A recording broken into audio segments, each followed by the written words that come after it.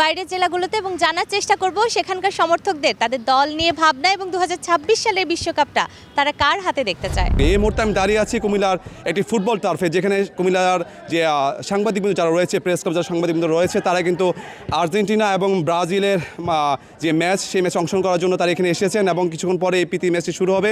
তার আগ মুহূর্তে কিন্তু আমরা তাদের সাথে জানতে চাইবো আজকে যেহেতু ফুটবল বিশ্বকাপ কিন্তু ইতিমধ্যে কিন্তু প্রায় মাঝ বড় সময় চলে আসছে, তো সেই ক্ষেত্রে আর্জেন্টিনা কেন এবার জয় লাভ করবে, ব্রাজিল বা কেন এবার জয় লাভ করবে, আর্জেন্টিনার কোন কোন দিকগুলো পজিটিভ, কোন কোন দিকগুলো নেগেটিভ, এইসব বিষয়গুলো নিয়ে আজকে আলাপ করবো তাদের সমর্থকদের সাথে। কথা বলতে চাচ্ছি, এখানে একজন সমর্থক রয়েছেন আর্জেন্টিনার। কি মনে হচ্ছে আবার আর্জেন্টিনা কেন চ্যাম্পিয়ন হবে?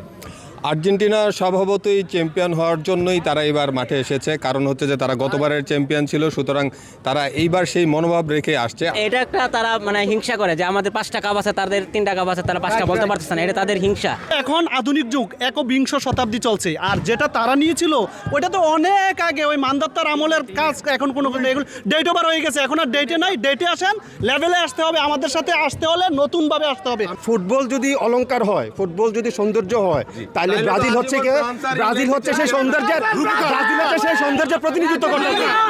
যেমনটা আপনি দেখছিলেন যে এই যে টার্ফে আজকে কুমিল্লা জেলা যারা সাংবাদিকবৃন্দ রয়েছে, তারা আর্জেন্টিনা এবং ব্রাজিলের দলে বিভক্ত হয়ে তারা নিজের দলকে প্রতিনিধিত্ব করার জন্য এখানে একটি ম্যাচের আয়োজন করেছেন, প্রীতি ম্যাচের। এবং সেই ম্যাচকে ঘিরে কিন্তু এখানে যে উৎসব আমেজ, সেটা কিন্তু আমরা দেখেছি। এবং দুই দলে কিন্তু তর্ক বিতর্ক, যে ভবিষ্যৎবাণী দল নিজের প্রিয় দলকে নিয়ে, সেটাও আমরা দেখেছি। প্রত্যেকে চেয়েছে তার প্রিয় দলকে এগিয়ে রাখার জন্য।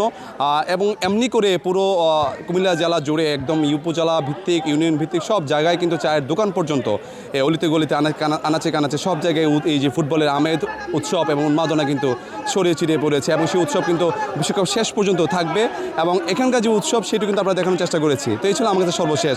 ইশতিয়াক আহমেদ, সময় সংবাদ, কুমিল্লা।